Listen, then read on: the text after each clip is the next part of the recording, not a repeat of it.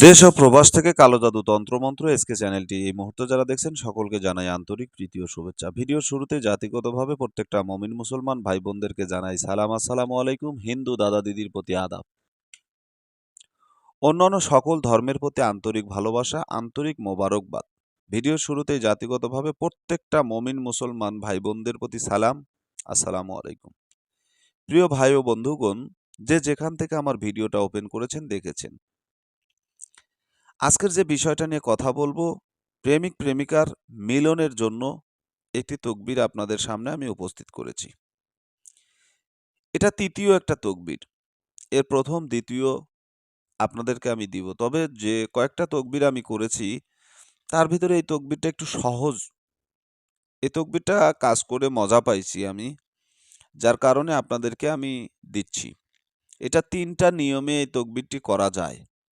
একটা নিয়ম আজকে আপনাদের সামনে আমি ব্যক্ত করব, প্রকাশ করব। তবে এগুলো বিশ্বাস একিন থেকে আসে। কারণ তন্ত্রবিদ্যা বলেন, যে কোনো কাজই করেন সেটা বিশ্বাস যদি না থাকে সেই কাজের ফলাফল পাওয়া সম্ভব নয়। প্রিয় ভাই বন্ধুগণ, একটি কথা আপনাদেরকে না বললেই নয়। বর্তমান সময় মানুষ কত প্রকার আছে সেটা কল্পনাও করতে পারবেন না। তবে মানুষের ক্ষতি না করে মানুষের কল্যাণের জন্য কাজ করবেন। আমি একজন ডাক্তার, আমি একজন হেকিম, আমি একজন চিকিৎসক বা আমি যেই হই না কেন, আমার একটা আলাদা পরিচয় আছে। প্রত্যেকটা মানুষের সেটা আছে। কর্মের ভিতরেও মানুষের একটা পরিচয় থাকে। তো আমার কাছে অনেক ব্যক্তি আসেন কাজ করার জন্য। আল্লাহ তাআলা সবাইকে যে আমার কাছ থেকে সমাধান করে দিবে বা সবার কাজ যে আমি করে দিতে পারবো এমন কিন্তু না। আমার কাজেও মিস হয়। আমার কাজ অনেক সময় মিস হয়ে যায়। এখানে যদি আপনি আমাকে দোষারোপ করেন, সেটা আপনার ভুল। সেটা আপনার ভুল হবে। কারণ আমি আপনার টাকা নিলাম, কাজ করলাম, কাজ হলো না। এখন আপনি মনে করলেন যে, আরে টাকা দিলাম আমি, আমার কাজ হলো না। কিসের জন্য টাকা দিলাম? আপনি আমাকে টাকা দিয়েছেন বাজার করে খাওয়ার জন্য না। খরচ দিয়েছেন, কাজের খরচ দিয়েছেন, কাজের জন্য হাদিয়া দিয়েছেন। একজন ডাক্তারের কাছে যাবেন, ডাক্তারের এখন বর্তমানে তো সিস্টেম আলাদা। একজন প্রেসক্রিপশন করে আরেকজন ওষুধ দেয়। তো যে ব্যক্তি প্রেসক্রিপশন করলো সে কিন্তু আপনাকে ওষুধ দিল না, শুধু ওষুধ লিখে দিয়েছে। তারপরও তাকে কত দিতে হয়? সর্বনিম্ন ৫০০ টাকা, ৭০০ টাকা, ১০০০ টাকা, ১৫০০ টাকা এরকম করে দেওয়া। ডাক্তারকে দেখান লাগে শুধু রোগ ধরার জন্য। কিন্তু যত ঝামেলা দেখি আমাদের কাছে আসলে। টাকা নাই, টাকা ফুরিয়ে গেছে, বিভিন্ন জায়গায় টাকা পয়সা দিয়ে টাকা নষ্ট হয়ে গেছে। এরকম বহু কথাবার্তা আপনাদের কাছ থেকে শুনি। গত রাত্রিতে আমাকে একজন হ্যাকার ফোন দিছে। ফোন দিয়ে বলতেছে, "আপনি কে? আপনার পরিচয় অমুক।" আমার নাম ধরে আমাকে বলতেছে, "আপনি কি তান্ত্রিক সুলতান বলছেন?" আমি বললাম, "হ্যাঁ, আমি সুলতান বলছি।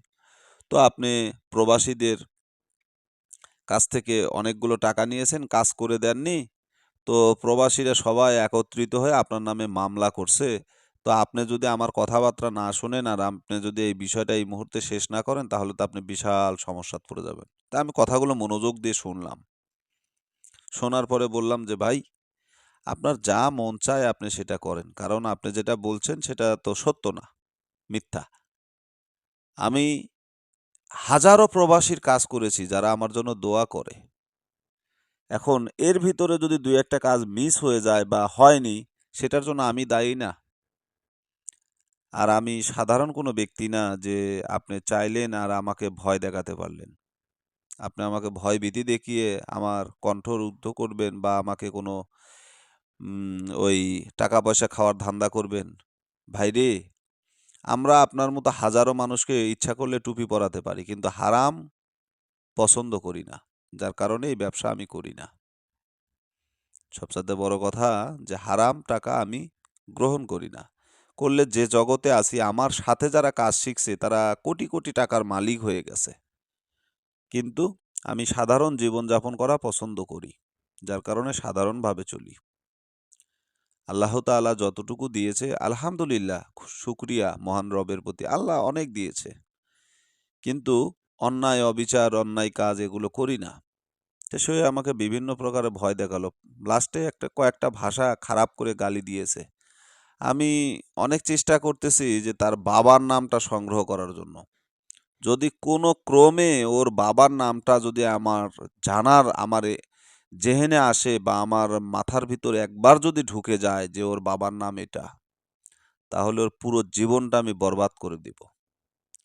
ওকে আমি এটা বোঝাবো যে একজন তান্ত্রিক কি করতে পারে আর কি না পারে। আপনাদেরকে একটা উপদেশ দেই, ছোট মানুষ হিসাবে একটা উপদেশ দেই। জীবনে কখনো কোনো উকিলের পিছনে লাগবেন না, কোনো পুলিশের পিছনে কাঠি মারতে যাবেন না, আর কোনো তান্ত্রিকের সাথে শত্রুতা করবেন না। কোথায় দিয়ে কি হয়ে যাবে সারাটা জীবন আপনার ধ্বংস হয়ে যাবে, সমাধান খুঁজে পাবেন না। কারণ দুনিয়ার সব মানুষ এক না, আমরা আলাদা জগতের মানুষ। ওস্তাদের একটা কথা মাথায় রাখি, যিনি শিক্ষক ছিলেন, আমার ওস্তাদ ছিলেন, আমাকে একটা কথা বলতো বারবার, সুলতান, মানুষ না বুঝে তোমাকে গালিগালাজ করতে পারে, কিন্তু তুমি তো বুঝো, তুমি তার কোনো ক্ষতি করো না। ধৈর্যর বাঁধ যদি ভেঙে যায় তাহলে অস্তিত্বও খুঁজে পাবে না। তো ধৈর্য ধরেছি, আল্লাহ তাআলার কাছে বলেছি, আল্লাহ আমাকে ধৈর্য দিন, সবুর করি। সবুরকারীর সঙ্গে, ধৈর্য ধারণকারীর সঙ্গে আল্লাহ তাআলা থাকেন। তো যাই হোক, কথা অনেক হয়ে গেল। আজকে যে নকশাটা নিয়ে আপনাদের সঙ্গে কথা বলছি, এই যে নকশাটা, এটা হচ্ছে প্রেমিক বা প্রেমিকাকে মিলন করে দেওয়ার জন্য, প্রেমিকার মিলনের জন্য এই তাবিজটি। অত্যন্ত কার্যকারী এই তাবিজটা। কিভাবে কাজ করবেন? আশেক মাসুকের মিলনের জন্য এই নকশাটি লিখে গমের আটা দ্বারা ভিতরে নকশা দিয়ে গুলি বানাতে হবে এবং বানিয়ে ২১ দিন পর্যন্ত সকালবেলা নদীতে বা সমুদ্রে নিক্ষেপ করবেন। যদি নদী বা সমুদ্র আপনার আশেপাশে না থাকে তাহলে পুষ্কুনিতে ফেলে দিবেন, ঠিক আছে? মাসুক মিলিবার জন্য পাগল হয়ে আপনার কাছে ছুটে চলে আসবে। তাকে ভালোবাসায় ভরিয়ে দেবে। অন্যায় কাজে এটা করা নিষেধ, সম্পূর্ণ নিষেধ। এটা কিন্তু একবার পরীক্ষিত একটা কাজ আপনাদেরকে আমি দিলাম। সম্পূর্ণ পরীক্ষিত একটা কাজ। বিশ্বাস যদি থাকে, একিন যদি থাকে, তাহলে আপনি কাজ করবেন। বিশ্বাস না থাকলে কাজ করবেন না। আমাকে দিয়ে যারা কাজ করাতে চান, ইচ্ছা করলে করাতে পারবেন। পরিপূর্ণ বিশ্বাস যদি আমার উপরে থাকে, দুনিয়ার সব মানুষ চিটার বাটপার না, সব মানুষই কিন্তু ভালো না। আপনারা আমার কাছে আসবেন গরিব মানুষ হিসেবে, একজন সাধারণ মানুষ হিসেবে আমার বাড়িতে আসবেন, ২-৪ দিন মেহমান হিসেবে থাকেন, কাজ করে নিয়ে চলে যান। কারণ অনলাইন জগতে চিটার বাটপার দিয়ে, প্রতারক দিয়ে ভরে গেছে। অনেকে আমাকে বলে, হুজুর আপনি ফেস দিয়ে ভিডিও করেন না কেন? ভাই, আমার আলাদা একটা পরিচয় আছে, যারা আমাকে চিনে তারা জানে। যার কারণে আমি ফেস দিয়ে ভিডিও করি না, বা এটা আমার পছন্দ না। অনেকে করে, আমি করি না, আমার ভালো লাগে না, তাই করি না। ঠিক আছে? তো ভালো থাকুন, সুস্থ থাকুন। সকলের সুস্বাস্থ্য দীর্ঘায়ু কামনা করে আজকের মতো বিদায় নিচ্ছি। আল্লাহ হাফেজ।